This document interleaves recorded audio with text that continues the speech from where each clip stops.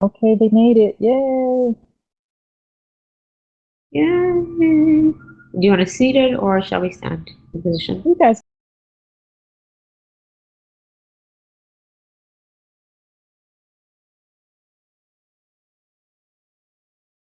be where I can see people.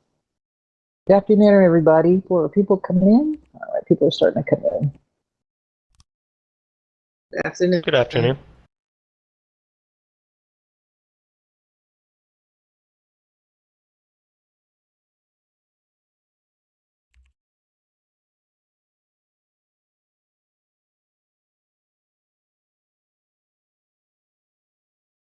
You don't want to fall off the stage, but you won't fall off the stage. Did she just fall off the stage?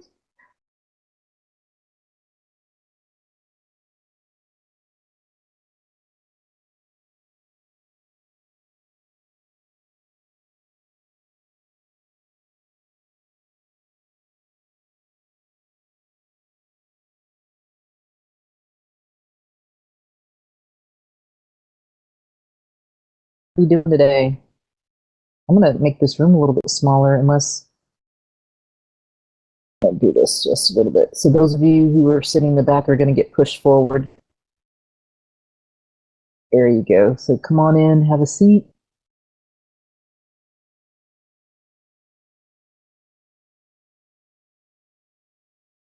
Alrighty, perfect. Everybody's on screen. Okay, good, good, good.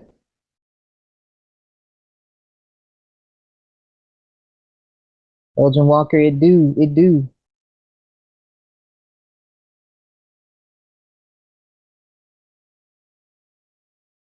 Okay, it is 4 o'clock. Do we want to give people more time to come in?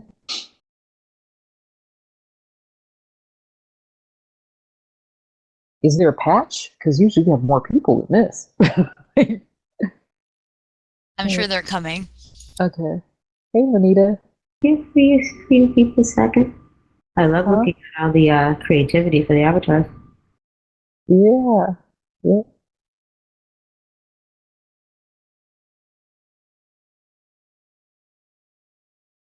Everybody gets to dress. That's what we love about it. Is everybody gets to dress the way they want to and all of that. So it's cool. I may or may not really have on sweatpants, but par for the course. Right. I may or may not want gym pants. Yeah, like yoga pants on the bottom. Ooh, okay. All righty. Well, you guys know how I am. I don't like to start things late, but I'm going to go ahead and in like 1 minute, giving more people time to start filtering into the room. Usually have a lot of people jumping in. Hey, Julie Nelson, Kathy Austin, how y'all doing today? Craig Chin, nice to see you. Donald, good to see you. See some people come in. Mark from Helena, Montana, nice to see you. Abby Highsmith, good to see you. And then Sheila, thank you for coming. Thank you for coming. All right. So while we're waiting, how many of you all have been to other events for Black History Month this year? I mean, this month so far. Grateful to be here. Like Mark, who's been here? Yep. Jacqueline, you've been here. Perfect. Have you all? Okay, good. Good to see you guys. Thank you for coming. Yep. We've had an awesome time so far. What I was going to do really quickly is to remind you all. So before we start, some of you may or may not know me. I'm Fee Gentry. I'm one of your board of directors members and the founder of the Black eXp Network and your co-founder for One eXp, our diversity and inclusion initiative here for eXp. And so it's just an honor to have you guys here for Black History Month. This is our last event for the month. I guess probably for the year, but I think we celebrate Black history all throughout the rest of the month or throughout the rest of the year. But we're really glad for this time of year to have this particular special time. Yeah, exactly, every day. but that we're really glad to have this particular time to celebrate specifically about our culture and not the color, right? So for those of you all knowing that you're here, I'm going to make a quick announcement. Is that yes, while these events are all free to everybody at eXp World and for us to have this talent here, we do have a community service component, and that is for, I don't know if Riz you put that in the chat there, but it's for raising funds for two different specific charities. One is My Sister's Haven, that benefits women who've been physically abused, and it allows women who have been abused to have shelter. And not only does this program provide shelter, but it also teaches them how to buy homes. And so that is it's a residential program, long-term residential program, but the end result is for them to own their own homes. And then the second benefactor of these events are the Tulsa 2021. And I don't know if most of you all go look it up in history, but if you recall Black Wall Street, the massacre that happened exactly 100 years ago, we're also trying to help them rebuild Wall Street and commemorate that. So if you go buy a mask or t-shirts, that helps out this cause. So I think there's a link right there in the chat right there. So without further ado, y'all, I'm going to go ahead and get started. As people are able to come in, they're going to come in. And so thank you all again. There you go. There's your Ben swag. So again, thank you all for coming. And just really quickly, I'm so excited about this. We did a little preview yesterday on Clubhouse, and we had a really great time. So I'm going to talk to you all about our guest speakers right here. We're just kind of having a fireside chat here. I'm going to talk about, y'all, this is exciting, Rochelle Nathiri and her husband, Mohammed Nathiri. Let's just talk about Rochelle. We call her Ro. In her corporate role, Rochelle heads up policy for the new product experimentation team at Facebook. Facebook's internal incubator, where she helps technical founders and entrepreneurs launch products and understand and prepare for new laws. Rochelle also looks after engagement with external experts and regulators on important privacy issues, etc. She's helped create some laws and litigation, which set rules on how companies manage people's data. We know how that is in real estate. And then outside of that, she's a consultant. And for 15 years, she's been advising leaders, companies, and teams across a variety of industries from healthcare to tech to develop what she calls her show up method. And you guys are going to learn a whole lot more about that. And then we've got her husband, this is what I'm excited about, is that they're a power couple. Her husband, Mohammed Nathiri, and Mohammed Nathiri is the co-founder of managing partner of Access Development, which is Access Development Group, which is a real estate, residential, commercial, mixed-use projects development firm out of the San Francisco Bay Area. Access principals bring about 40 years, him and his partner bring about 40 years of acquisition structuring and construction marketing, sales, lease experience to the projects. And they've got a really neat niche in that they talk about. And so I want to get us started here. And so while I gave you guys what's on paper, I want to start off with you, Ro. Tell us a little bit about what's not on paper that you want the audience to know. Yeah, what's not on paper is I like terrible puns. I'm most comfortable on a plane, and I really truly believe that we are our own best advocates and mentors. While we do need to build that scaffolding around us, and we'll talk about that a little bit later, showing up really, really means giving yourself the best shot at success, whether that is in entrepreneurship, whether it's within your workplace and with interpersonal relationships, which is why I tend to bring that guy actually this way everywhere with me, because I really feel that partnerships extend at home and outside of it.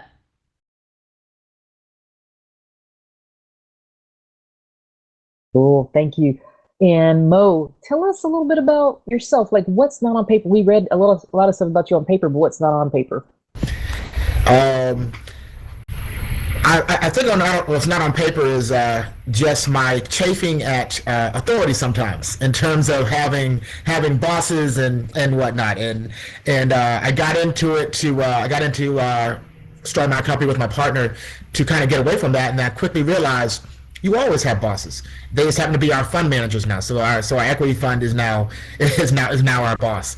But in all seriousness, what's not on paper is really just kind of my dedication to community, and I don't mean that necessarily just from the standard volunteering type perspective, but really looking at how you can take experiences that you have, experiences that I have, and really expanding them so other folks who may or may not have the same opportunities, but have the same desires, have the ability to participate in a meaningful manner. So that I don't think that comes across on paper. Hopefully, as we talk more today, I can share some real concrete examples and experiences on how that happens. But looking forward to this. Love the conversation yesterday. Looking forward to the conversation today. Cool. Yeah, so yesterday's table talk, we talked about, like we said, the show up method, and we covered like 3 to 4 different dynamics. And so the first thing we're going to really cover for you all, so you guys will be prepared. I want you all, I think if you check in your chat, you should have a PDF, a live PDF that allows you to take notes. So you guys are going to want to really take some notes here. So if you grab that, and I think Riz or somebody or Joey will put it in the chat for you. But we're going to talk about showing up for partnerships, both personal and professional, showing up in business, what that means, and then we're going to talk about showing up just professionally. So I think we're going to start with first. Thank you, Riz. I think you put that up there. So showing up. So Riz, I'm Ro. What do we want the attendees to understand about partnership, about showing up on partnerships? Talk to us a little bit about that. Yeah, I think what I'll start first though is showing up for yourself, because you can't choose a good partner until you know what's missing. Showing up for yourselves, and I ask people to do this exercise every time. If you look at your entire day, what is the most consistent thing that you do every single day? Some people say they wake up at 4 a.m. and they read their emails. I don't think that's what we should do, but more power to you. Some folks take a run. For me, because I read technical documents all day, I spend my last hour of the evening, I read something silly. It could be a romance novel, could be a graphic novel. Because what it does, it shows that I'm taking time for me. So how does that extend to partnerships? To the extent that you value yourself, to the extent that you are able to recognize your time, to the extent that you're able to see where your blind spots and weaknesses are, that's what you choose to correct for when you're finding a partner. It takes a little bit of being super clear-eyed about what your flaws are. Yeah, and it also takes making sure that you understand how long that we want these partnerships to last. Some partnerships are meant for today or a single transaction, and others are meant to be for more of a long-term extension. And again, it all starts with beginning to understand what it is that you need and what you can bring to the table for someone else as well.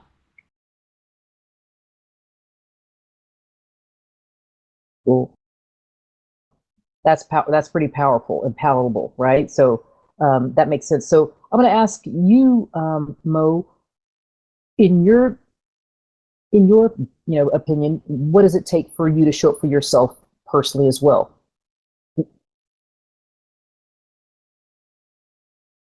Mo, you faded out a little bit, but I think I got the gist of what you were saying. No, go ahead. So you're back. I'll let you. Yeah. Yeah. Do we have good connectivity, y'all? Can you guys hear? I can hear you now. Put in the chat if you can hear. Okay. You guys can hear us. Okay. So I want to go back and say, with regard to partnerships and showing up for yourself. Let's talk about showing up for yourself first. I think that's what we decided to cover first. So talk to us a little bit about showing up for yourself and what that means from your perspective. So the way I look at it is, if you know what you want and you've actually thought it through, don't accept anything less than that. If that's your vision, that's your vision. If you sit here and think about breaking out on your own or starting a partnership, or whether it's your own partnership or it's a venture within a larger company or whatnot, whatever it is, if you're sitting here saying, I want to lead this initiative or I want to lead this venture, you need to be clear-eyed about what you expect that to look like. Both what you expect the end result to be, and then also what you expect to personally get out of it. And once you're able to do that, I think that's how you're able to show up for yourself. And then at that point, it goes to what Ro was talking about earlier. When you're clear about what you want and what you want to get out of something, you gain a certain confidence. And when you have that confidence, you can sit here and say, I'm good at this, and I will be good at this, and I will accomplish what I want. So I can look at my flaws and not see them as weaknesses, but see them as opportunities for me to augment what I already have. And when you do that, you can then go find a partner, because instead, and it's real psychological, right? If you can find a partner sometimes, and you can be looking at it in terms of, I need to have somebody who has to take advantage of my weaknesses, instead of, I need a partner who can help me grow. I think the common thread there is, and if you take away nothing else from sort of this idea of showing up for yourself, the idea is you choose you. Everything starts with you. That first choice, that first priority is you. And some people say that's selfish, but you cannot show up for someone else if you haven't done that exercise to understand how to best show up. And that might mean that you don't have all the answers. And I always say this with friends. My default is to fix things, right? You break a leg, you kill someone, I'll help you bury the body. Maybe that's not what you need. But that's my default because I am good at that, because that is my skill set, is to do that. Sometimes I just need to say, I am here, and you tell me and direct me in the way that works for you best. So it's being a little bit humble about it as well, and not always relying on what you do best as a crutch, because that will only get you so far. But again, start with you, choose you, accelerate you, and then everything else will fall into place. Awesome. That's cool. So the takeaways from that I'm sitting here writing notes, the takeaways definitely are choosing yourself, right? Putting yourself, kind of like what we do in the airline industry, put your own oxygen mask on first. Show up for yourself, because the person we usually let down the most is ourselves. I mean, and especially in the real estate business, we just, we tend to, like you said, tend to be fixers and helpers. I think that's the personality type that we're all kind of geared with. A lot of us are. And those even on staff, and a lot of our staff, that's what they're here for, is, they're here to help and assist. And we do sometimes do that to a fault. And so those are good takeaways. Thanks, y'all. I want to reset the room for those of you who just joined us. You're joining us with Mohammed and Rochelle and Theory. They are a married power couple out of the San Francisco Bay Area. And so they are here to talk to us about showing up. Rochelle coined this method called the showing up method. And so we're going to continue on. We've already talked about showing up for yourself, but let's talk about partnerships. You want to go to that next, Ro? Yeah, I would actually kick it to Mohammed, because I think he has a great example of a long-term business partnership across an industry. And then I can talk through how you balance that with the remainder of the method. Okay, perfect. Because I was like, Mohammed, we did talk about that yesterday, about your partnerships. You have a unique partnership, and you do have a great perspective on partnerships. So let's go ahead and have you discuss, the longevity and what that means, and what does it look like in showing up in terms of partnerships. So you're right. My partnership is a little unique in the both, not just the time, but kind of how it started. We were really good friends. We met back in 2003. We were just really good friends while I was in B school, and just a great guy. Both from a family standpoint and a personal standpoint. In 2010, we actually got together professionally, and we almost didn't do it, because of the old adage, don't mix, business and pleasure. Going into business with your friends might not go the way you think it's going to go. But I will tell you, unless you're just independently wealthy when you start out, you're usually going to start out with having to put a significant amount of your money in that you saved into the business, if not all of it. And you're both in that same situation. And I think when you talk about partnering with a true friend, someone who understands who you are, and not just who Muhammad is on paper, but who Muhammad isn't on paper. I play ball with he plays ball with me. We've gone out together. He's seen me in various states, so he knows at a core who I am. That becomes very important when you talk about the difficult decisions and the difficult situations that you're going to face when you're starting your business out. We all know that's going to happen. There's no such thing as a perfect business plan that you follow, and there are no hiccups, no bumps on the road. There are always bumps on the road. Cash flow doesn't happen as you think it's going to happen, which means you have to make certain decisions. Deals that you think that you're qualified for and should get because you got them when you work for a larger developer, and all of a sudden, I'm just taking that same knowledge and I'm just applying it to myself. Well, there's no reason why I shouldn't have this because I did it before. All those things, they create stresses. And for me, having my partnership with a good friend of mine really did help me navigate some of the tougher situations. On the first thing, I'm a very blunt person sometimes, and sometimes it's to my detriment.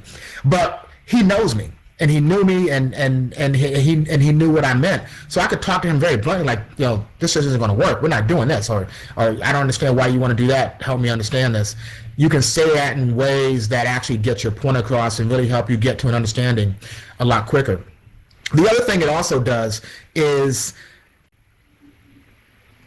I'm thinking of other partnerships that we had. So when he and I started out, we had a third partner. And on paper, we all looked really good. And we knew each other socially and professionally. But the one thing that I can think of as far as access versus what we had with our previous company, because we knew each other, we actually knew what our visions were.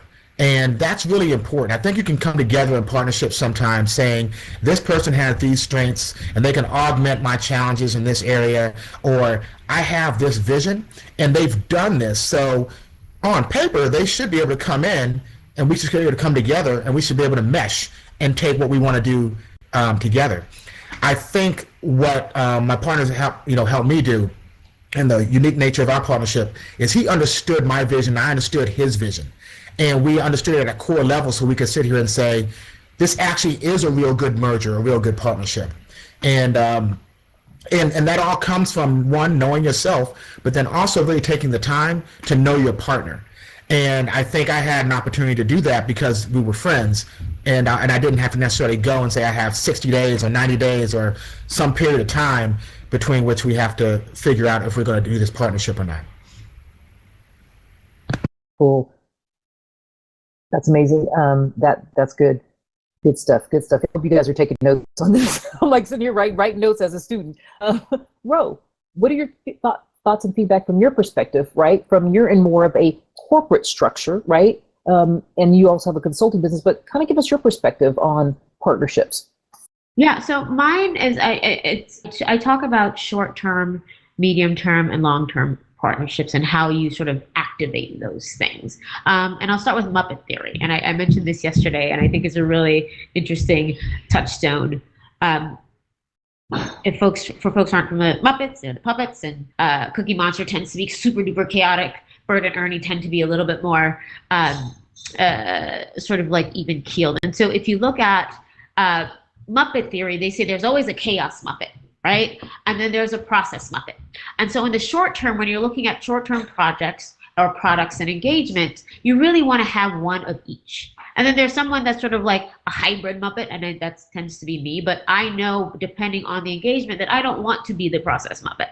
Right? So for short-term engagements, understand which Muppet you want to be. Understand if you want to be the chaos one that thrives on making snap decisions, that thrives on sort of setting the vision and the stage, but you need to partner with a process Muppet on execution. So that's thing one. So short-term, chaos Muppet versus process Muppet. This is not my theory. There was a really great article in 2012 in Slate that really talks about this. And I think it's a really good demonstration.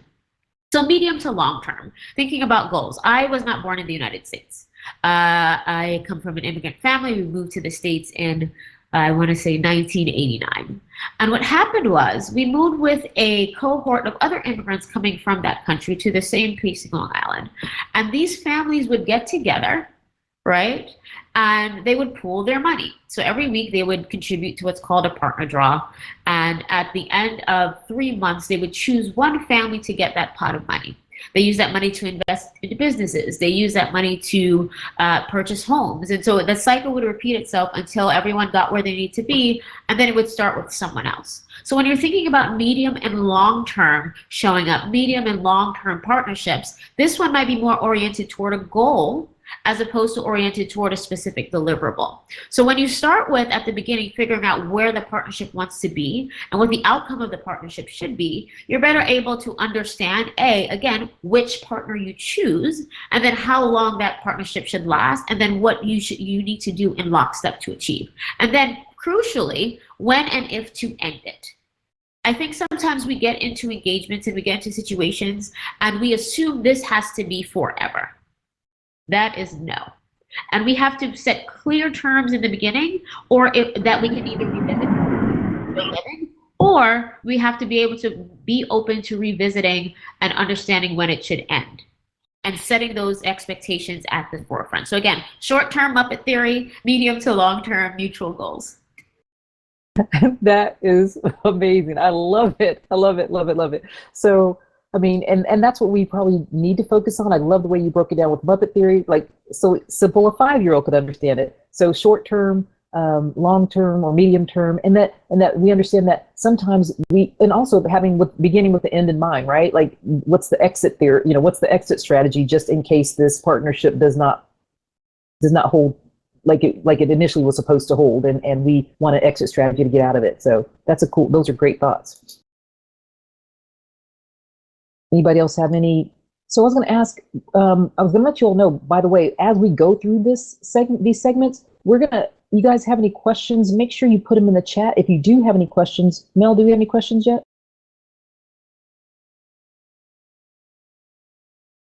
No Not questions yet? No questions yet.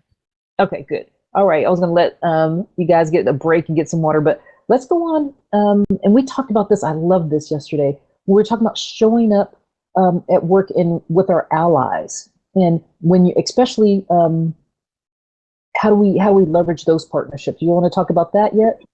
Let me get to that. Yeah, absolutely. So allies are an interesting thing, right? I think the last year in particular, I think this month in particular makes us pay closer attention, or has been the catalyst for a lot of conversations about how we show up for each other, sometimes in conversations that are uncomfortable, and somehow in ways that we're trying to create opportunities for others. We do not work in a vacuum. We do not live in a vacuum, particularly in the workplace where teams and partnerships that are put together are often not under our control. So how do we create opportunities for us to be allies to each other, or for us to recognize intent? Okay, so starting with thinking through this idea of identifying who your allies are. Sometimes an ally will just show up. They will identify themselves. You will be in a meeting, something will go down that others may not notice, but the ally is a person who speaks up, right? They may not speak up in the room. They might be the person that comes to you at the end of the day and says, "Hey, I saw that happened. I thought that was really shitty," right? They're showing up for you in an empathetic way, and that should be enough. I think we should be careful of the expectations we set on people who we either designate as allies or who volunteer to be our allies, because the action that is important is that they want to be there and they are showing up in the way that they can. Now, once you sort out sort of the allies that we mutually agree that they're going to be, the allies that want to do more than just point something out, how do we make sure we're creating opportunities for each other? So that might mean if I have a deal or if I have a project that I understand that someone would be a really good job at it, but they wouldn't normally be included in the room, whether it's because of gender, whether it's because they don't have that much experience, whether because they have not done these types of deals before, your job as the lead of that, as an ally, is to say, hey, I recommend that person to be in the room, or give them some work product, give them that opportunity for visibility, because you will look better. And I like to speak with people in the language that they understand. If you don't care about people, you care about you, right? And so as an ally, if you want to choose you, pick the person that's going to make you look good, and that's often the person that's hungriest for an opportunity. And those are the folks that are underrepresented, and those are the folks that we should be focusing on. But I think again, just to put a finer point on it, create opportunities for other people, and if people want to be allies, do not try to dictate how that or what that allyship looks like. Because it's hard enough to be that brave to say, I notice that there is a lack, and I want to be able to share in that experience with you. Exactly. I mean, that is so well said. I mean, a lot of times that is true. We want allies to show up in the way that we want them to show up. And sometimes just for them showing up and stepping up is just a really brave and a courageous act in itself. Mohammed, let's talk about you. How do you, because we've touched on this, you are in a unique position that you're able to create opportunities for people and break down barriers to entry. And I want you to talk a little bit more about how you do that and why you do it with your company and what that looks like. No, that's a great question, and it really builds on what Will was saying earlier. For us, the way that our partner and I at Access, the way we look at it is, if you can create a situation where an ally has an opportunity to just step in and just act, as opposed to sitting here saying, hey, here's the situation, I need you as an ally to help me figure out how to address it. If you're able to sit here and say, we're ready to go, here's what we need to do, so you need to step in and do it. What do I mean by that? So, this is a real estate room, so I think we can get a little specific here a little bit. So, as a developer, one of the biggest things that we always come across when we talk about subs, so subcontractors doing work on our projects. One of the biggest issues that we have is you have subs that are qualified. You have subs that can do the work, but maybe they haven't worked on a 147 unit project, but they've worked on a 40 unit project. But they can scale up if they had to, because the workforce is out there. They can scale up and they know what they're doing. But they have issues with bonding. They have issues with insurance. What do? We specifically go out and we get what we call wrap policies, right? So we bond the project. We insure the project. So we're able to go to our GC, general contractor, and say, look, we want X person to work on this project because they are qualified. We know they can do the work. We need you to vet them. And if you think they can do the work, you need to hire them. Forget about whether they can be bonded and all that, because we've bonded the project. Forget about they can be insured and all that, because we've insured the project. What that does is it gives allies and quite frankly, it gives folks who really want to help, whether it's just more of us or if it's true allies, it gives them an opportunity to sit here and say, hey, we have a ready-made situation that we can just plug and play. Let's go ahead and do that. And that's what we do. It's really important to Axis that we include as many of us as possible. We feel we're really good at what we do. We have a really strong track record. We have a good portfolio out there. We are. But we also realize that we're still sometimes being vetted in ways that just don't make sense for a company that has, quite frankly, accomplished what we've accomplished. And a lot of that is because there's just not enough of us doing this at a certain level. So anytime we have an opportunity to bring folks on, whether it's on the construction side, whether it's on the marketing side, which it's funny. So you always think in corporate America, we're the two places that the black and brown people are shuttled to, right? We're shuttled to marketing and we're shuttled to HR. And so you would think that kind of with that, when you get to real estate and you're on a project, well, obviously you want to have, these guys, they might not be able to build it, but they could sell it. You'd be surprised. That's some of the hardest stuff for us to get into, to be able to sit here and say, I am marketing a 200 unit project. I'm not saying it doesn't happen, but I'm out there enough. It doesn't happen very often. So really including and creating opportunities for folks on your side. We have our equity fund. If we're paying for it, we would like to have, to the extent we can, the people we want on it. And you just have to be insistent on it. You have to be intentional. I like that word you said, Ro. You have to, intent. You've got to be intentional about it. You have to know what's important and what you're willing to fight for. And I think to wrap around it, what we're talking about is scaffolding, right? Give people the psychological safety, give them a landing spot if you can. And when you can, because it enables them to take more risks. And we know high risk, high reward. And culturally, if you think about it, Black people, people of color, people in the diaspora, we're not tuned to risk. We're supposed to do the sure thing to get the steady paycheck, and then you miss out on sort of the generational accumulation, and you miss out on some partnerships and allyships that cross cultures and cross borders. So again, thinking about setting up the scaffolding and thinking about being the scaffolding as if you're an ally to help someone else move forward. Cool. Let's switch gears and talk to us about, and we don't want to talk to us. We talked to this a little bit yesterday about what happens when we're the only people in the room, right? And what does that look like for us to not only to help other people through the doors and windows, but how we interact with the majority culture. And I hate to use that word majority culture because I don't think we're minorities or anything. But how does that look when we're in the only people in the room and using your voice, showing up that way on the opposite side for those of us who are looking for allies? So throughout my career, education, growing up, I have usually been the only one. Started out in politics, was the only one. Went into the energy sector, thinking about broad infrastructure projects, bridges, tunnels, was the only one, plus female, plus the youngest. And now in tech, I don't think I need to tell folks what the experiences are there. And as an entrepreneur and a consultant, similarly that. I think it does two things. It makes you super duper scrappy, right? Being the only one is a superpower. I talk about superpowers a lot. Perspective and proximity. Your perspective is uniquely valuable, and I know people say that all the time, I know it's everything, but it is true. Here's the thing about being the only one. No one ever forgets your name.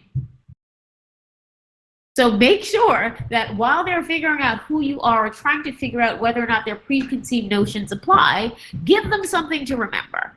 And giving them something to remember is making sure you're prepared, making sure you understand what their needs are, making sure that you're doing the extra step to create opportunities to meet in the middle, create opportunities for us to really see each other. Because here's what's not going to change. This is not ambiguous, right? I am a Black woman, strong features, short hair. I've stopped my bob after I left DC. But what that is, it's a superpower because I have been in rooms because of that I wouldn't otherwise have been. And so what do we take from those rooms? And then how do we watch the people that are in control of those rooms and what can we steal? I always say I love saying teach a person to fish. The worst thing you can do is teach us something, right? Because I'm going to take that, I'm going to watch, and I'm going to pass that along to other folks because that's the other responsibility that we have as the onlys in the room, is to bring other onlys into the room so that we're a room of lots of onlys. And that's that mixture there, right? And that's that perspective that they say rising tide lifts all boats. I believe it is incredibly true. It takes time. Like this is not an overnight thing. And I think it takes a little bit of understanding what the limits are of being in that room. But again, it is your superpower. People will not forget you. So why not use that to your advantage?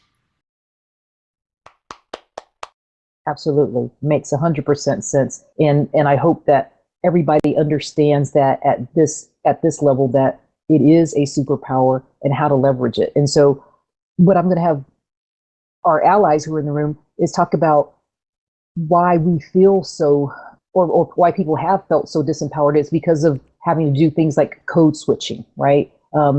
If you want to explain a little bit about what that is, or do you, I don't know if you want me to explain what code switching is, but Mo, I'd like for you to kind of talk about code switching and what that looks like and why we should or shouldn't do it, or kind of give a historical perspective on that. I'll stay away from why we should or shouldn't do it because I don't know if I'm the most appropriate person to try to make that distinction.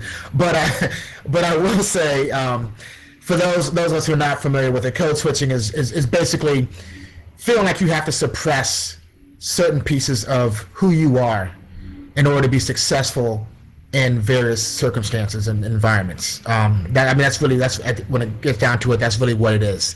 You're sitting here saying, hey, I'm X, Y, and Z, and either I have to change my hair, or I have to change the way I talk, or I have to change, the way I interact, because, and I want to be clear, it's not because what you're doing is inappropriate, it's because what you're doing you don't believe will be accepted in the way that you want it to be accepted. And that's an important thing. I take it back. I will take a stab at the second part of the question, and then pass over to Ro real quick before I say the wrong stuff. But in all seriousness, I think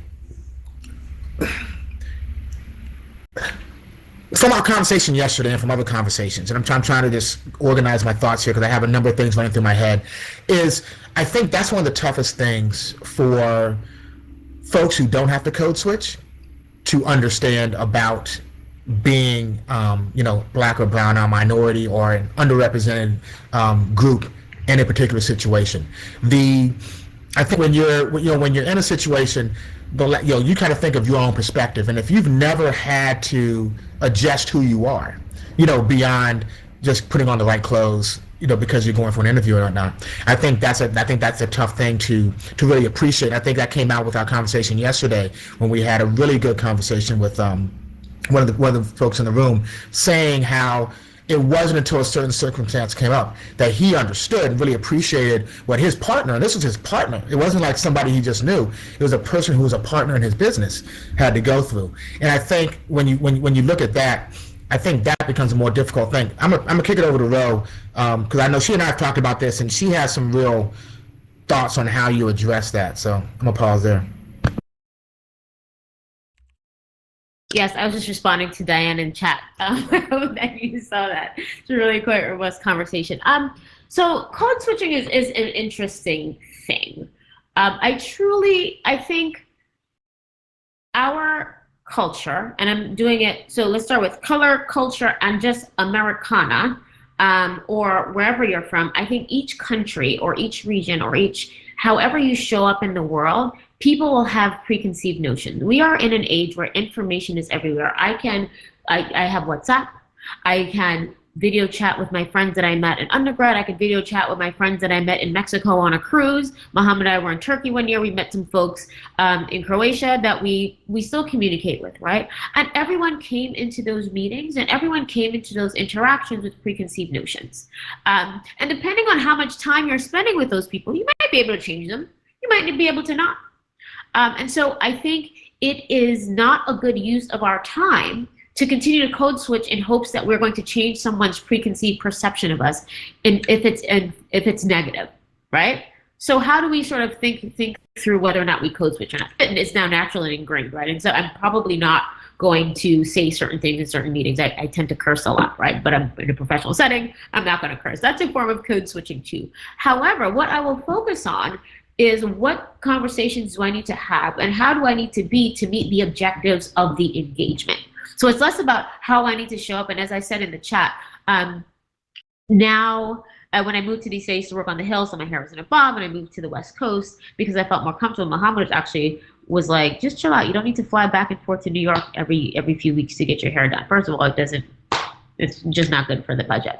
But what my stakeholders understand is that my value and ability to help them innovate and build products is not tied to how I look. So I could show up in a red wig. As long as I'm helping you raise that fund, as long as I'm helping you sell that house, as long as I'm helping you figure out what the next hot product is going to be, I could do it in a onesie and a Snuggie, and that's what it is.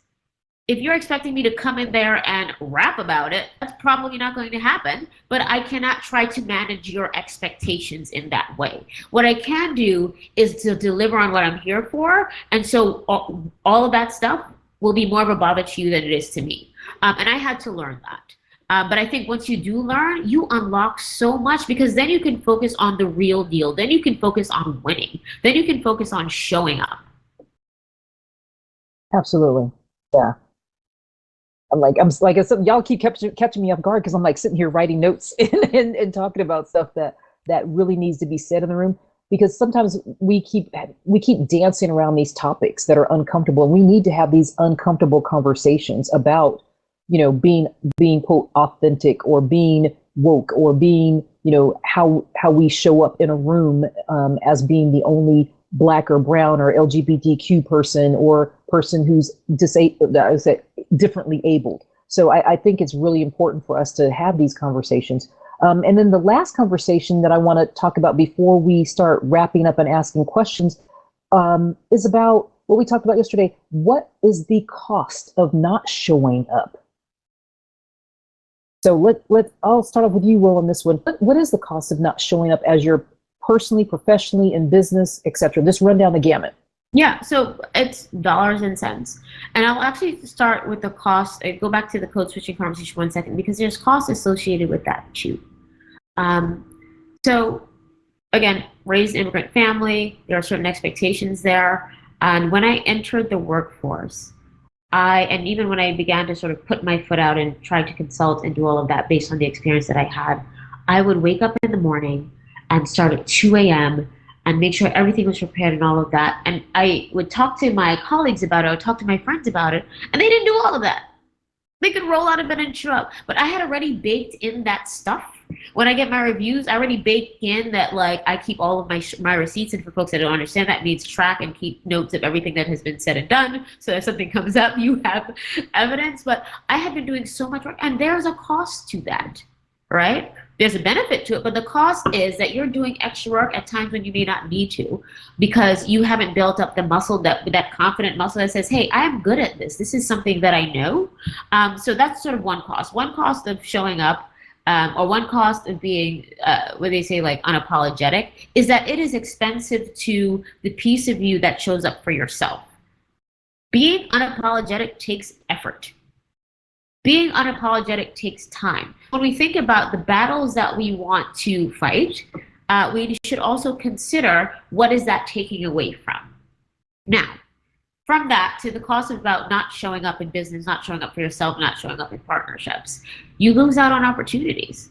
And whether that opportunity is a financial one, whether the opportunity is sort of another goal that you have in your personal life, if you are not doing the work to make sure you understand what it takes to get there, to make sure you understand who you need to align with to help you get there, and to help you understand what you need to say no to. I have a ton of dreams. I can't focus on all of the dreams, right? Because I have a life.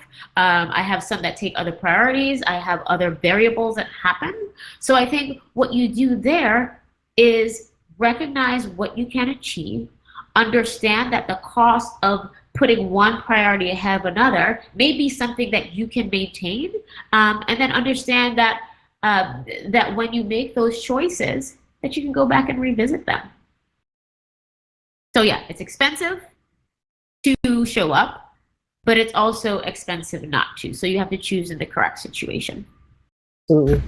Yeah. And so what I got from that is the cost of showing up is expensive either way, right? Like whether you show up for yourself or not, there is a cost associated with it, and you just have to make a decision on which you're going to pay, because you're going to pay it up front. Yep, calculated risk, exactly. I'm going to talk to Mo about this, because Mo is always like, yeah, you'll be talking about this in theory, but Mo's like, let's talk about that practical application of it. So Mo, you want to break it down to us in application about, how you always talk about flying the plane and what this really looks like in real life, in real time? Right. I mean, it really does come. It really is that simple. Again, when you think about why a person does business with you as a person, you can sit here and say, I have this education, I have this experience level, I have these thoughts and dreams. At the end of the day, what's happening is this person is saying, I trust that you can deliver what you said in a way that works for me and my hopes and my dreams for this particular transaction. And when you talk about the cost of not showing up as your authentic self, every time that you have to make some sort of compromise as to who you are or how you present yourself, that's just one less piece of you that you have to give to the particular deal or opportunity. So now you're sitting here saying, well, if I'm putting out kind of I don't want to use the word false, but if you're putting out an altered version of yourself and you're saying that's who this person is going to get into business with, well, now you have to do two things. You have to deliver, which is hard enough as it is. Even if you're like 100% rock solid, sure about who you are, it's just hard to deliver business in business. It's even more difficult when you have to sit here and try to remember, who am I supposed to be in these different situations and deliver as well. I've said it before, when we, especially in real estate and more entrepreneurial ventures like that, even a company in real estate still, because there's no deal that is the exact same. No two deals are the exact same. Yeah, you have different dynamics and all that. You've got to build the plane while you're flying. And it's really hard to build the plane while you're flying if you're not 100% confident that in every situation you can just be yourself and talk the way you need to talk and act the way you need to act so you can get this incredibly complex set of things done. So from a practical standpoint, that's how I see it. To me, the cost of not showing up is a diminished capacity for being able to attack a problem 100%. And to me, that's what the cost is. And you got to sit here and say, okay, well, then you do your risk adjusted analysis, and am I willing to give up this for that or whatnot? Do I think by doing this I can get more? I mean, that's an individual question, but I will say conceptually, it is always more expensive to not show up as yourself to the greatest extent that you can do that than it is than otherwise. And that's just my personal belief on that. Excellent. So I like that. That's hands down practical advice and advice, right? Hands-on stuff that you can touch. Everything else is kind of really touchy, and we go around the edges of it. But this is to the heart of the matter. And so before, like I said, we end up with our last couple minutes. Ro and Muhammad, would you guys just go down and go give the how now? Because we've done the who, the what, the where. But now let's talk about the how. So give us the top takeaways for the attendees on how they should show up, and kind of just go through those last tidbits for the audience. You guys take some notes right here. This is very important. So write this down right here. Yep. So I'll start because I think folks also have that in the takeaway. So we discussed this earlier. Set up your scaffolding, whether that's your ally, whether that's your partner, whether that's you really sitting down and writing down what your goals are. Make sure you have that so you can enable yourself to land where you want to do. And if you fall a little bit, that scaffolding will catch you. So your scaffolding is your backup plan. Your scaffolding is who's on first. Your scaffolding is whether or not you are the chaos Muppet in the situation or the process Muppet. The second thing is hack to win.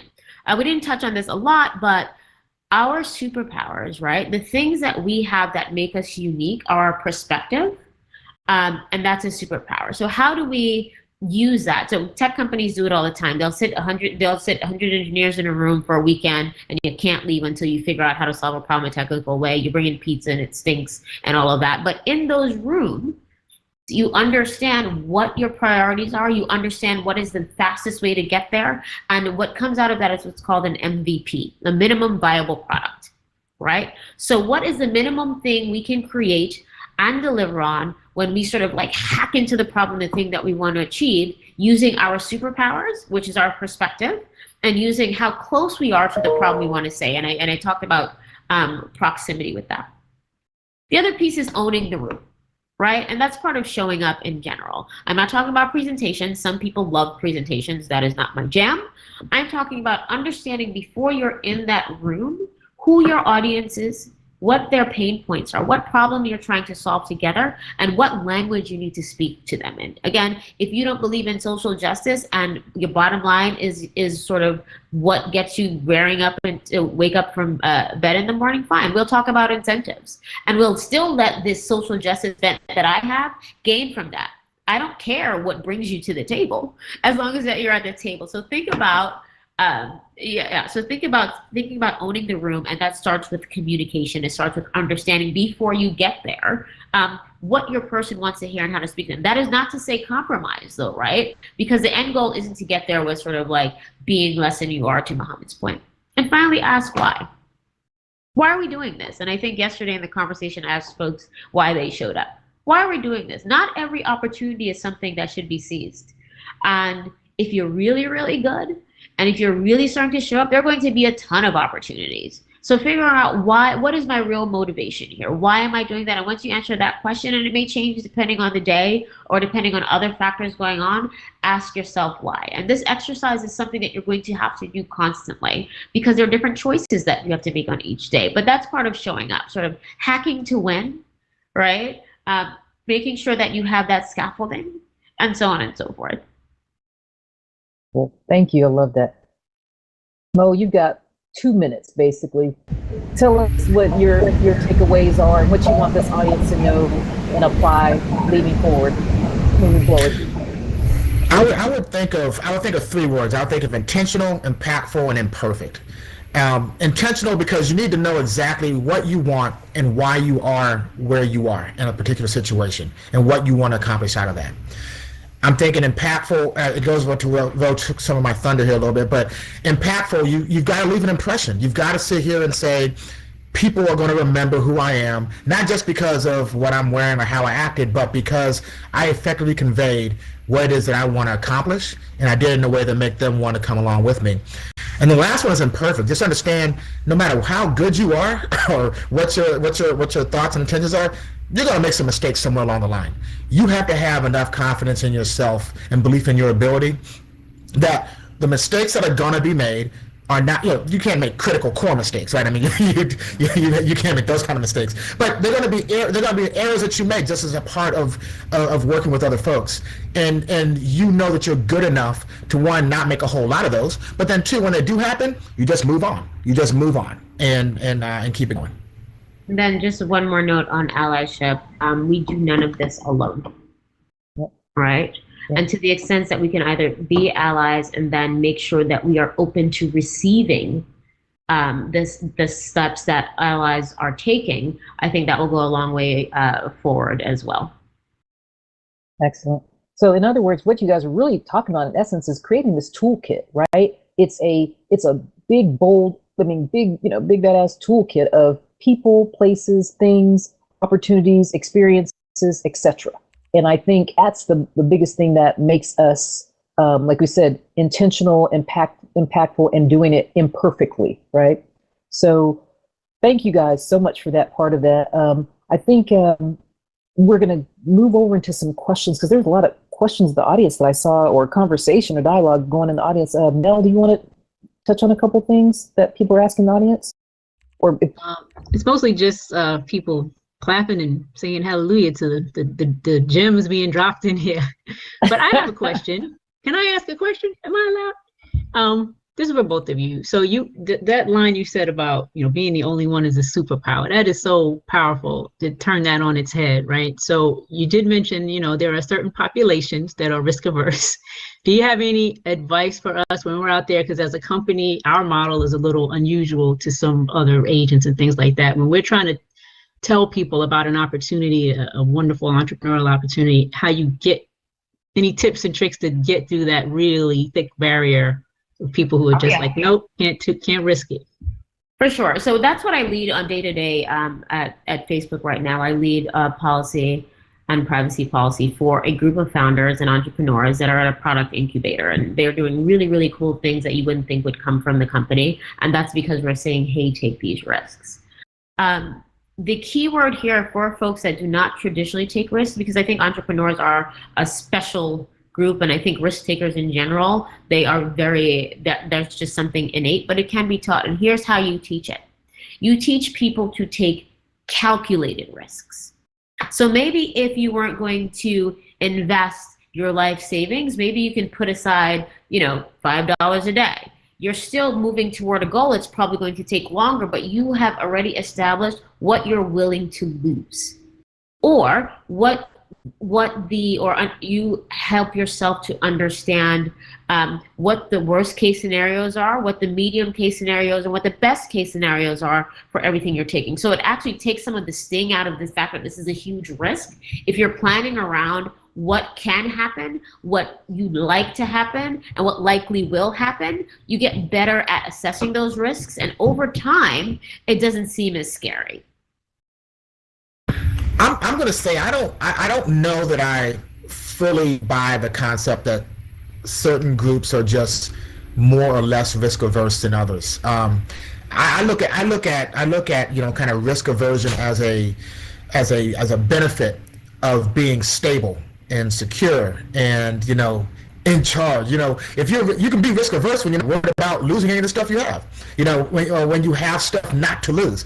I just think that while we're talking about how do we show up and whatnot, I don't know. I think most of us, whether we acknowledge it or not, are less risk averse than we think, just by nature of how we have to go about being in, whether it's corporate America or business America or America. I think we navigate risk pretty well. I just tend to believe that. I think what it is we may not necessarily apply the lessons that we've learned in one situation to another situation, and I think that might be more of an issue. I think that many of us might be more risk savvy than we might think, and it's an application issue. That's just my take on it. I love that. I think what I'm hearing you say is applying those lessons learned that we may not acknowledge. And I'm going to use that superpower thing again, because I think it's important that we look at ourselves as superheroes. I think that's right? You learn the lessons, you take what you've learned elsewhere, and you apply it to anything that you're considering. Interesting. Cool. Any other questions from the audience? Anybody want to share any ahas, takeaways? Raise your hand or chat in the chat box, or just speak it out. Nobody? Ooh, you guys are so. Ro, I'm a do what you did. superhero. Awesome. Ro, I want to do love what. that. Thank you. Ro, I want to do what we did yesterday. We asked the question to a couple people in the audience. Why did you show up? Why'd you guys show up here today? What made you take time after work hours, or if most of you guys are on the East Coast, why did you all come today?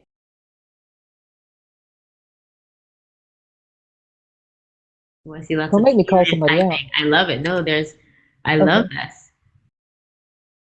I could not show up. I love that, Lanita. Wow, Diane, learn and be an ally. Thank you, Diane. Thanks, Diane. I haven't been able to come to the others. Hey, Jill, All right, I like Jill, that just too. keeping it real. Jill, keeping it real. Like, hey, I'm just here today. Well, cool. Well, you all, I mean, it has been a treat. I always do at the end of the Black Table Talk, we give 1 minute and at this time, because it's like we're running a shorter time, but 30 seconds, give us 30 seconds of what you want the audience to know. You could be talking about teddy bears or ice cream or, geopolitics. We don't care what you all want to talk about. What do you want to leave the audience to? I mean, each of you 30 seconds, last minute, go. Mohammed, go first. My fault. Here I am. So there's a saying that I have on my desk. Ro probably knows it.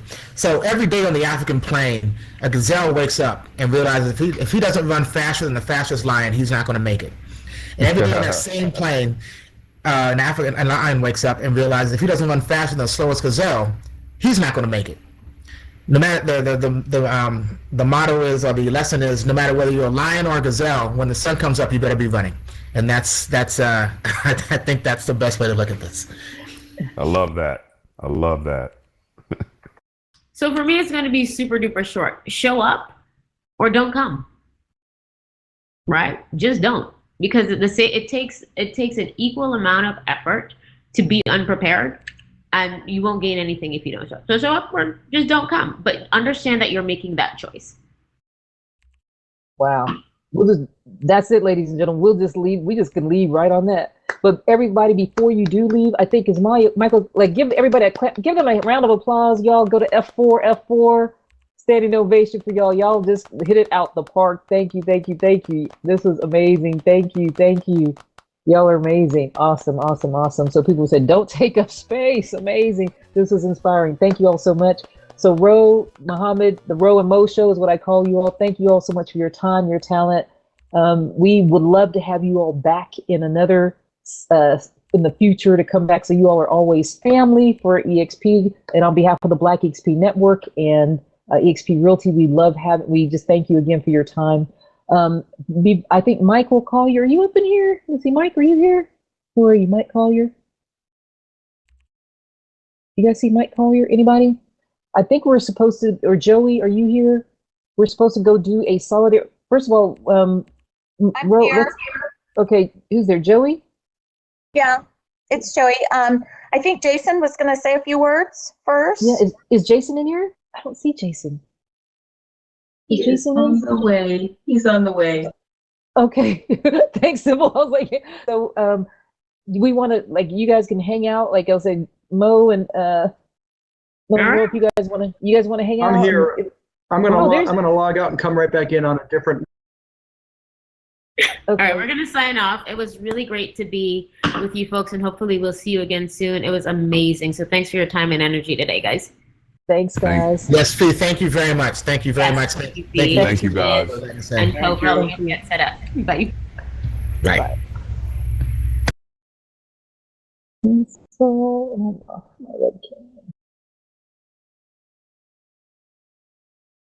So for those of you who are still in the room, I guess we'll wait for Jason to come on up, and we are going to we're going to just kind of do a real recap of Black History Month. He's going to do some final thoughts, and then we have a solidarity walk with led by, I think, is it Michael Collier and Jason, right? So what do you guys think of that? Is anybody talking? Like, that was great. It was powerful. Hey, y'all, that was very, very powerful. That was some awesome content. Good job. Great panel. Awesome. Cool. So I hope you guys got a lot of notes, and I think hopefully this session was recorded, so we'll be able to play this back so those of you who didn't get a chance to be here live. So, but thank you all for coming in for sure. What were your it's in Workplace. So if you guys join the Black eXp Network group in Workplace, it's there. So we'll put it up for you guys over there, and that way you guys can take a look. And then make sure you guys, purchase those merch, because we're giving those profits to those two nonprofit organizations. I'll put the link in the chat for y'all. Right. Yes. Go ahead and definitely if you can sign up for, or purchase any of that merch, it would be really helpful to those organizations that we're supporting, because we don't do this just to be having an event. We're also about community service and giving back to the community of which we get a lot of our business from, right? So to whom much is required, much is given, and much is given, much is required. And so we always want to do that. So I think Jason just came up with me. Hey, Jason, come on up, man. Sorry I'm late. My internet left me earlier in the day, and I was tethering off my phone, and that's not the strongest signal, so I just had to hop back out. How's everybody? Hey, Mike. Cool, everybody's here. All right. So thank you for coming. I'll step back, or you want me to, I don't know if we're doing this together, right? If we're kind of recapping Black History Month? Sure. Yeah. I'll just say, I'm so glad that we're doing this. If the last year has taught us anything, it's that you've really got to hold on tight to this notion that, of equality, because the moment you let your guard down, somebody comes along and will try to take it away. And so I just wanted to share that sentiment. But the fact that we're doing this fee is terrific. I think about the strides that we've made with Sybil and Julie and Juan and the team, and some of the things that we've been able to do. I think the thing that sticks out most, I think, is the Agent Accelerator Academy, the graduation session that you were kind enough to invite me to. Truly one of the highlights of the year for me. But I think about the business model and fee. You've been an absolute champion. You've really gotten us as a company a lot of opportunity to speak on this issue, to speak on diversities. And you've had me in panel discussions, and if anything, it's really illuminated how our model creates opportunity where opportunity maybe previously didn't exist. And most notably, it's an industry that's always been tied to brick and mortar, and where people choose to put brick and mortar oftentimes can determine the level of service that's available to customers and in other areas. And this model not being dependent upon brick and mortar means we can serve more people in more areas. The fact that we've developed a model, or Glenn has, that has multiple streams of income, creates an opportunity to generate, wealth that you can pass down to your heirs, and really closes the income gap for staff and for agents. Proud to be a founding member of the Black eXp network that you started back in 2018. I think we're getting close to 3,000 members among agents and staff, I think. I want to say too, Sybil has done her unconscious bias training with the staff, which has been fantastic. And this is a place where we're really celebrating Black culture and celebrating the contributions throughout the course of history in this country, both to the country but also to this company.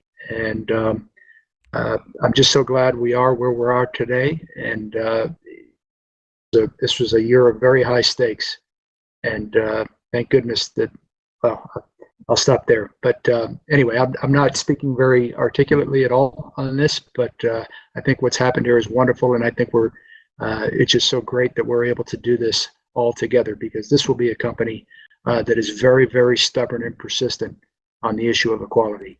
And every once in a while, we're going to hear people, we're going to hear voices, and sometimes they will be among us who don't share that view. And those folks, those folks don't have a home here. So yeah, I concur, Jason. Thank you so much for your words. People, you all don't know this backstory, and I don't get to tell this very often in front of Jason. And I tell it, some people internally know, but Jason was the impetus, and Julie, which I'm glad is the other person who's in the audience, were the impetus at a Christmas party in 2018,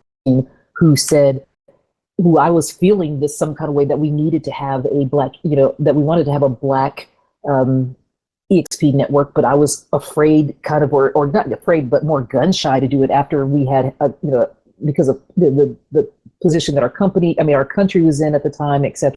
And Jason was the person, and Julie were like, hey, you need to do this, and it's fine for us to do that. And we're like, okay, if Jason says so. And Jason kind of pushed me to say, hey, let's get this Black eXp network started. And there was the Guy Ellens and who else was around? Elgin and Damian Forrester, Kathy Austin, all you guys who were the founder, Michael, who were the founders, I don't know if Rhoda's in here, were the founders of, and we started off with nothing. I just put this thing out in workplace chat. He gave me the the content to just say, hey, go rip off and repeat. And we started this, and here we are almost, I mean, it's almost unfathomable to see that 3 years, just almost in 3 years in, we're at 2,700 going on 3,000. My vision is for us to be at 100,000 Black agents and our allies, because the BEN is open for everybody, that we'll have 100,000 agents in the next 10 years with that all over the world talking about not the color, but our culture. So Jason, I want to thank you. Sybil, I want to thank you for taking the reins on this event. And just our team, our BEN core team, thank you guys very much for implementing this program. And I just want to share a story with you guys, or a couple just different facts that you guys may not know of. I had an agent reach out to me just today who wrote an email. I get these on the day-to-day basis, but this agent sent me a chat today and just said how grateful she was to have found the BEN, because this has helped her stay connected. And she talked about the referrals that she was about to go out of business until she started marketing and paying attention into the BEN and connecting in the BEN and getting referrals in her marketplace. So that was just today.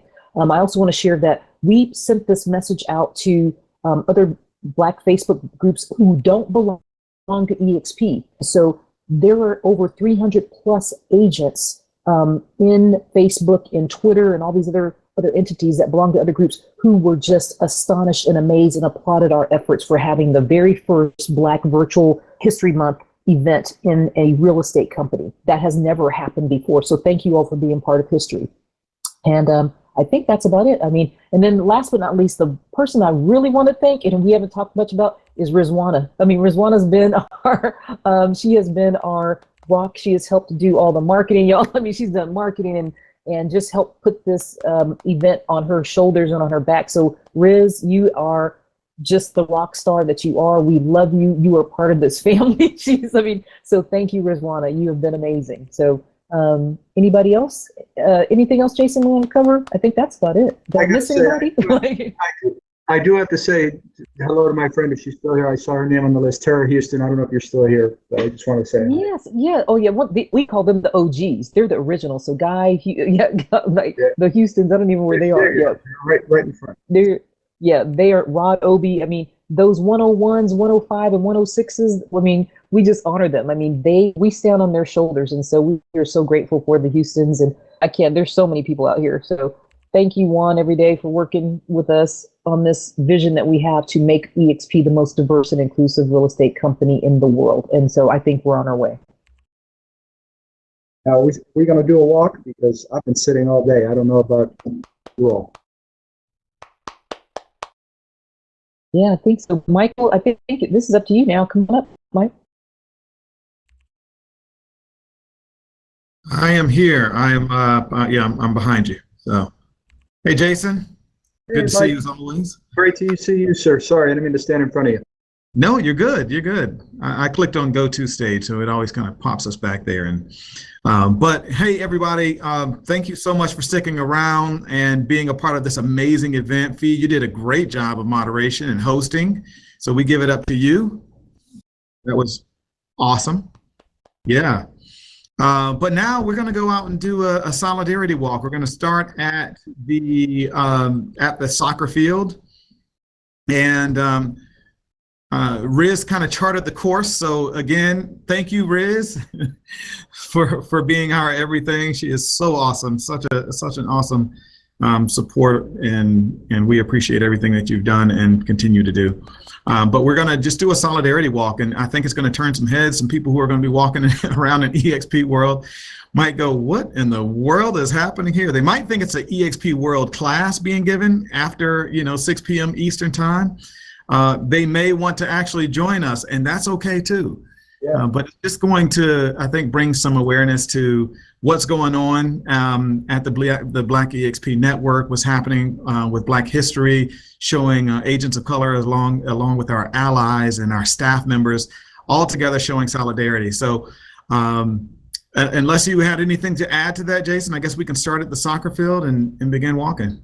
Two things. I did neglect to thank Mike Vane, and I see Mike's in here, and Mike is an absolute champion of this company, and just love him. So thank you, Mike.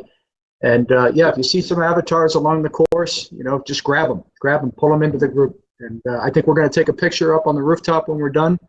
But thank you all for letting me be a part of it. That's right. Now, I don't know the name of all of the places that we're going. So Riz, if you don't mind, would you mind helping here? I think it's Joe. Is it Joey and Riz both? Who has the map? I think we're going to fun places. Joey's leading it. So we're going to start at the sports field, and then we will go down to the beach and then kind of walk through the operations area, and then walk through building over by the welcome area, and then we will go to the top of the tallest building in eXp World. So yes, right. Under fun places. So where are we going first? Where are we going first, y'all? Fun places. We're going to start at the fun places and go to the soccer field. So click on fun places and then go to the soccer field. And then as long as you stick with the group, I don't think you'll get lost. I think you'll be okay. So just follow the pack. They did read.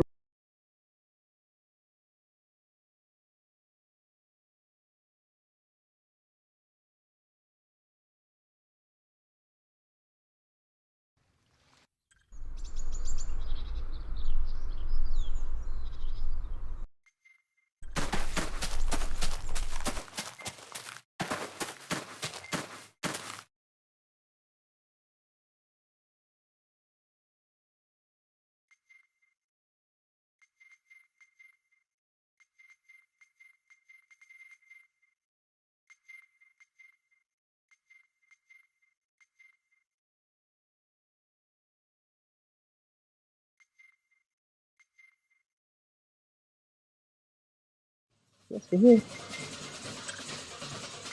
All right, so why don't we all gather around? I think I remember the course. We're going to head towards the beach, if I'm not mistaken. So just why don't we all closer together? And unless Mike, you think we should wait, we'll get started. Yeah, there was a few more people that were sitting in there. I think they were trying to get here. It took me a while for my avatar to make the move. So maybe we'll give them a few seconds. Yeah, there's still more people popping in. I just saw Dave Kennard. What did I see, Dave? The pirate. Yes, you did. What's up, Dave? I gotta give Dave props too, man. I forgot he's one of the OGs as well as the Black eXp Network. He was the early days conversation. Early days conversation. Early days, absolutely, Dave. I forgot to yeah. That was see you. That was God putting in each other's paths on that one. Right. You ended up driving me to the airport. Right? that was all about it. That was fun. Yeah. One of my favorite stories about you. Yeah, mine too. Like, this dude is out here running in the heat in Texas when trying to get reception in Bastrop. He's trying to get reception in Bastrop, Texas. You guys have to know where Bastrop, Texas is. He's like looking for Uber in Bastrop, Texas. And it's so different running in Texas because I jumped over snakes. I got in the horse trails back in there. I mean, it was totally different than running in Pennsylvania for sure. Hilarious. All right, I think that it's a good representation of everybody, I believe, that was in the room, or at least everybody who is coming. I think they're here. Oh, okay. Which way to the beach? This way, right? Yeah. Jason's new around here. Watch out, guys. Where are we going now? I'm sorry. We're following Joey. Everybody just follow Joey. Yeah, just follow Joey. You can follow me. There we go.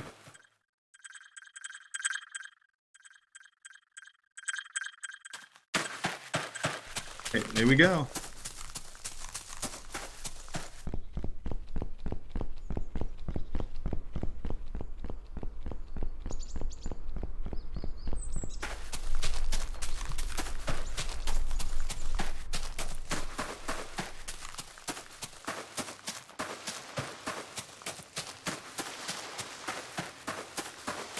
Come on, Shannon. Are we burning calories? Let's go, everybody.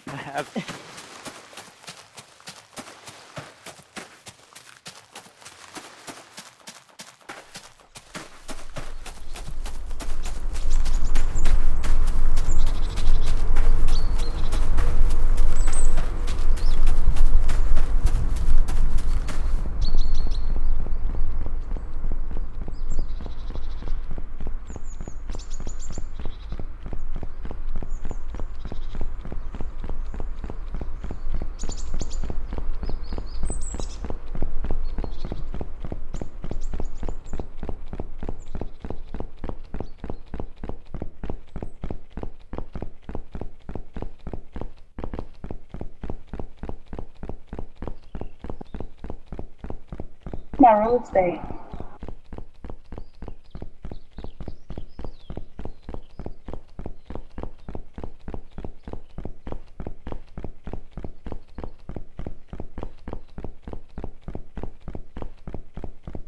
This country. Oh.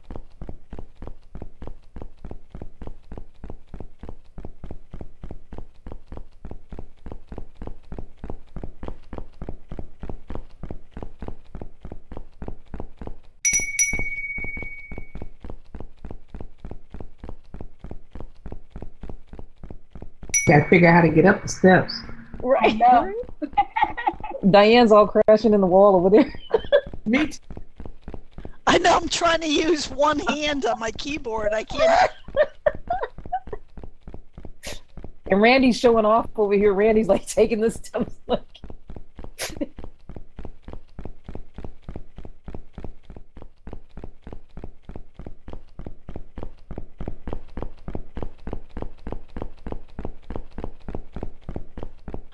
Hey, our stairs are not open. Oh, we can backflip. Oh, yay. Yes, part of the world over here, if you can see me.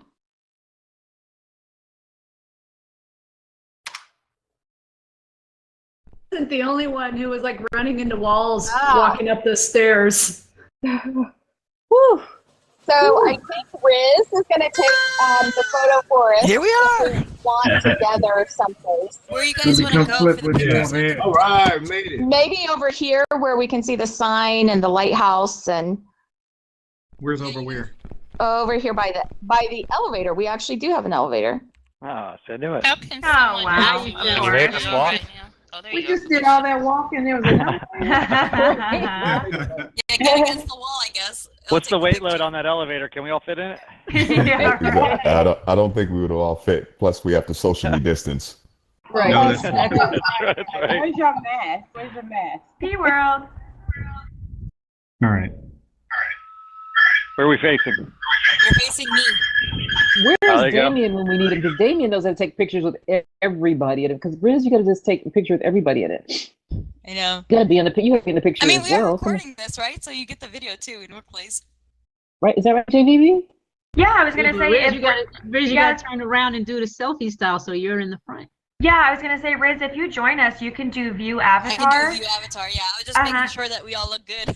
Yeah, and then if you type /camera in the chat box, it'll give you a different view look, and then you can continue to do that. It'll give you like cinema and free look and a couple different options if some of you are wanting to get your own screenshot too. Say that one more Wow. time, JVB. Yeah, so type in that /, yep, just like in the chat, yep, and then put /camera, and the first thing that should pop up is like free look.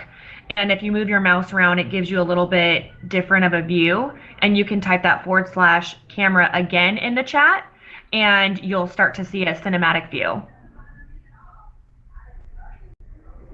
I'm having a great time watching everybody trying to type in /camera. Yeah. That's- It's just the actual slash. Well, I tried it and it says you don't have permission to use the change cam command. So I think it's okay. it's for special people. Yeah, Well, you're not working special for to me. either. Well, you're all special to me, so. I don't have permission either. Okay, you know what? I'll do it. Not a big deal. Yeah, You're just not that you're special. fine. Oh, please. You guys are great. Mark, you gotta turn on, I'm baby. sorry, I'm bumping into people. Let me just get somewhere and stay still. Mark in Montana. Mark, we turn and face the camera. I know you're in Montana. I don't know where the camera is, actually. Thank you. Thank you very much. I'm But I working on do it. get back and ready for now.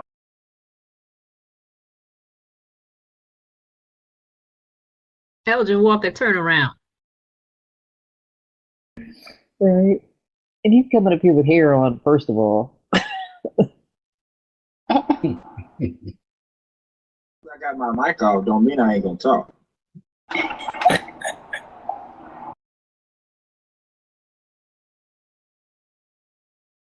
one, Tom. Are you trying it too, Dave? Yeah. I got the free look, but I couldn't get the camera to go up like I normally could. So. I know, me too. I was like, maybe my own permissions got taken away. Yeah.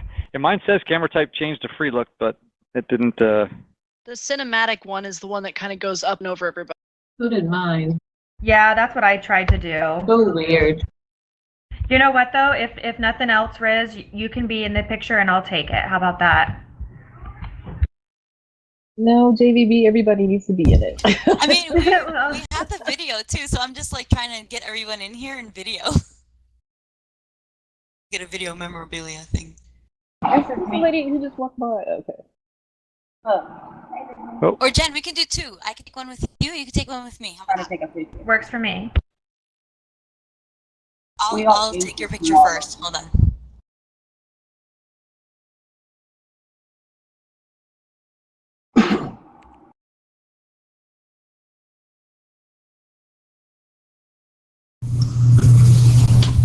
Who farted? Don't play this way. Melted, dealt it.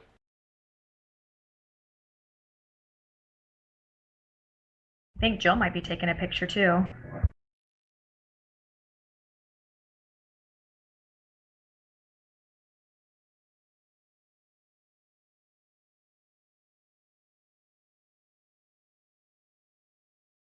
Do we all wave or something?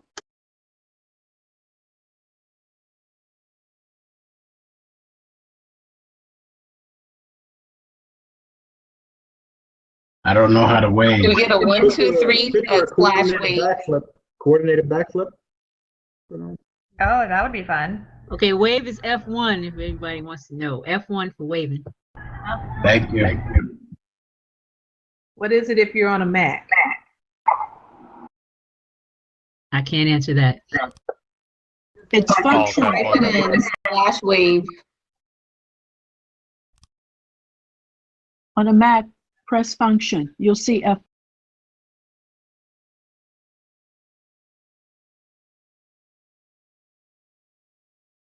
How do you wave again? Function works for Macs. Function F1. Thank you. Learn something new every day. How about PC? Wow. Shift F1 F1 or Control F1. F1 for the people who don't have Mac. Still not waving.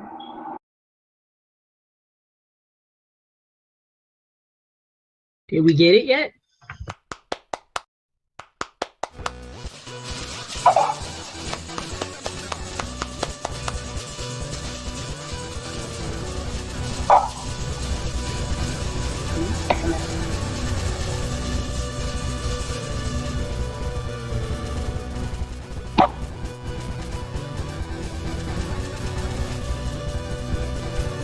Did we get it?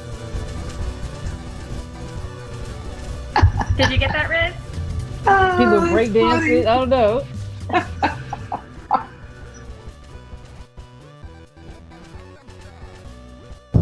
put it in the chat.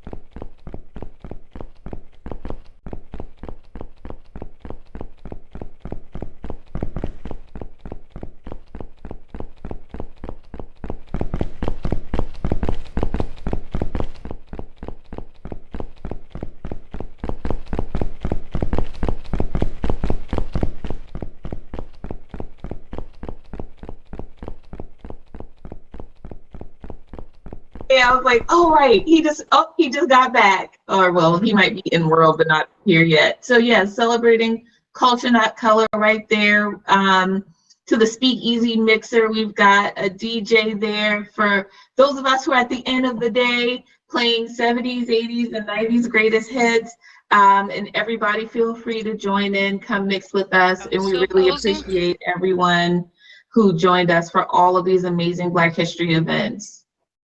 Thank you. Bar open. Open. You bar, said the bar open. BYOB. Open bar. So Everybody again, we Uber go to- Uber home if you need it. Get home safely. So we go to the Nobody speakeasy get on those mixer. boats. If you have a drink, don't. All right, everybody, I'm back. I got kicked out. Are we ready to take the photo? We already took the photo. We took the photo. I put it in the chat. Oh man, good. All right, just Photoshop me in, Riz. I'll put you in there. I'll put you in there. And I clicked on something weird and I left off, and I had to run back up here too. I didn't get kicked out. I just picked something else. I did the same thing. I ended up on the bottom floor and I had to go back up all the stairs. Yeah, I had to do the same thing. I have no idea what I clicked. All of a sudden I was teleported. I meant to do view avatar and I went to change avatar and it took me back to the welcome place. Oh my gosh. Who has the drink tickets? Blue hats. Jason. Blue hats. Stage house one. Blue hats. Everybody's blue hats. All right, so we'll see everybody at that. Go ahead. Is DJ Pillows gonna be up here or? No, we're going to the speakeasy. So everybody The needs to speakeasy. go to. Everybody needs to go to Color Not a Culture. What did she say? Celebrating culture, and then go to the speakeasy mixer and see you guys there. And don't forget, there's 2 pictures in the chat right there. So if you guys want to share it on social and workplace, that would be awesome. Awesome. Thank you guys. Thank you. All right, thank you.